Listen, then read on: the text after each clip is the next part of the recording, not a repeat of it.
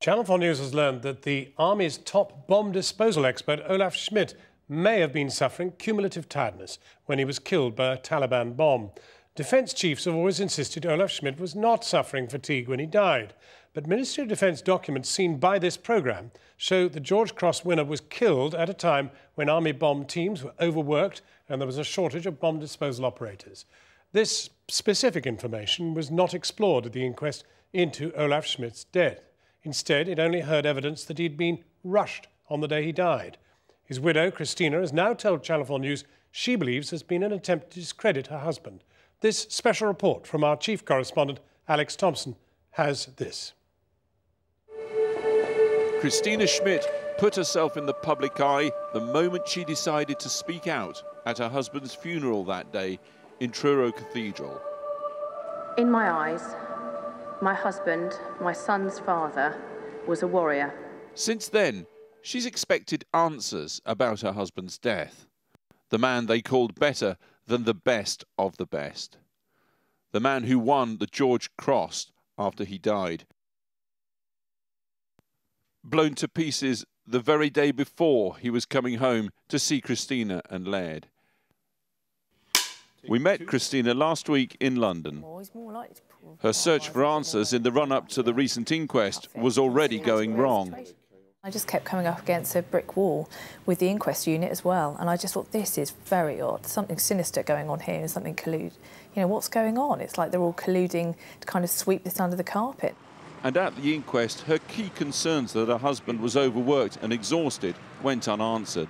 I just feel that they were quite happy to to discredit him, and I do feel that the chain of command were quite happy, and clearly quids in that it was blamed on the operator or the device, or that he was unlucky and it was whatever. Whereas actually you can't say that, because he clearly hadn't been looked after as well as he could have been, and guidelines were flouted and they were overworked and undermanned.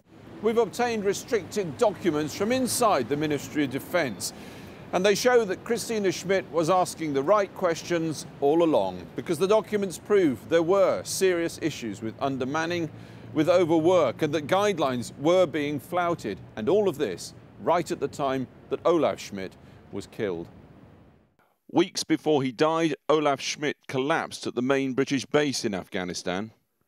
He'd kind of been shouting and been quite delirious and sort of in a sleep-like state, so it wasn't just a simple fainting. And when he was blown up, it was on the 129th day of his tour of duty. By which time, Christina Schmid contends he was mentally exhausted with the stress of it all. Channel 4 News can now reveal a confidential 32-page document for MOD staff for answering questions about Olaf Schmid at his recent inquest. Was he fatigued? This is a matter for the inquest. But the document goes on, for background, releasable. There was no evidence of fatigue on the day. However, the issue of cumulative tiredness is a possibility. Evidence tonight for the first time that the MOD admits what they never said at the inquest. Cumulative tiredness was a possible factor in Olaf Schmid's death. It's like a game of extreme chess. When you leave the safety of your cordon position, the relative safety of the cordon position, it's that moment at which the drawbridge goes up behind you, the visor comes down, and you make that long walk to the bomb on your own. That's why they call it the lonely walk. He's thinking about the bomb itself, the technical composition of the bomb. Has he placed the device there specifically to lure me in as an operator so that he can kill me with a hidden secondary or tertiary device? Or indeed, would I be in the crosshairs of a sniper's scope or something like that? So there's so many different things going through an operator's mind. Stand by! Firing! And we can now show that operations have been so relentless the British Army routinely breaks its own harmony rules, their guidelines for the rest and recuperation of soldiers between Afghan tours of duty. Stand by! Firing! The high operational tempo over the last few years has meant that a number of units have breached unit harmony guidelines. Although we are doing our best to maximise tour intervals, unit harmony cannot always be guaranteed. That's a matter for Liam Fox and Cameron, isn't it? They're going to have to grapple with that, and it's completely unacceptable. The MOD says bomb disposal units are not affected by this. Christina Schmid finds that hard to believe. And tonight we reveal a third failing, again concealed by the MOD, again not explored at the inquest. We can show from the ministry's own internal papers that the British Army had a serious shortage of bomb disposal officers just when Olaf Schmid was killed. Not only that, the shortage came in a year when 3/4 of British soldiers' deaths were from homemade bombs, the highest kill rate in the entire Afghan war. An MOD internal document for staff says, if asked by the media, do we have enough EOD bomb disposal operators, the answer is, we have sufficient to match the current threat. But then it says, if pressed. At the time of Staff Sergeant Schmidt's tour, there were problems generating the size of pool of operators required to obviate the need for individuals to return for a second tour. In plain English, what that means is that at the time Olaf Schmid was killed in Afghanistan, the British Army did not have enough bomb disposal experts to do the job. So few, in fact, that they were forcing some men to come back for a second tour of duty. As one senior military officer put it to us, we had drained the existing pool of manpower. Wootton Bassett last autumn, and Christina Schmid watches her husband's coffin return. Care for bereaved families is vital to any modern army. But MOD papers in our possession show that that care fell seriously short in this case. Ministry documents reveal that the military internal investigation relating to a death should be shared with the family well before any inquest. Guidance for service dead soldiers' families reads, when the inquiry is complete, a declassified copy of the report will be available to the next of kin. MOD papers show Olaf Schmidt's inquiry was completed back in March last year, sent to the coroner in May last year. Yet Christina Schmid only got it the day before the inquest last week. I feel absolutely misled and shortchanged.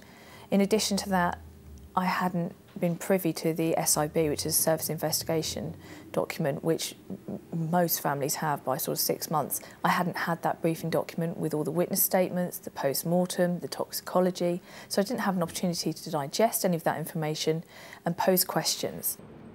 Recently, a Ministry of Defence official told Christina Schmid that that toxicology report was being completed. And yet, just 2 days ago, the Ministry of Defence told Channel 4 News there never was a toxicology report. So either she was being misinformed at that meeting, or we are being misinformed right now. Either way, it doesn't seem a fit or proper way to treat the grieving widow of a soldier who's won the George Cross. A widow who has some practical suggestions for the Army. Honour your duty of care, be open with bereaved relatives, and provide proper psychological stress testing in Afghanistan for bomb disposal experts. I think there's a compelling argument for that, and I think, yes, there's a very, good, solid justification to actually have operators psychiatrically evaluated regularly to make sure that they're still fit and healthy and able to carry out their task. And people say, well, why do you do it? Why do you talk about it? And like my mum says, you've got to. You can't live with regrets. Going through my mind at the moment, it's just really getting down the road and getting the job done, returning the situation to normality as soon as possible. Becoming his widow has been the hardest thing I have ever done for him. Please do not allow him to die in vain.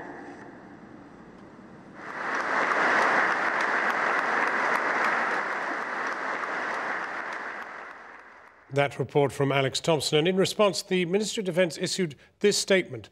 Staff Sergeant Schmid was considered to be fit for duty following an unprecedented increase in the threat from improvised explosive devices. The number of counter-IED teams has increased considerably over the past few years, and there are sufficient teams to match the current threat. The MOD does everything it can to ensure bereaved families receive support and information following the death of a loved one.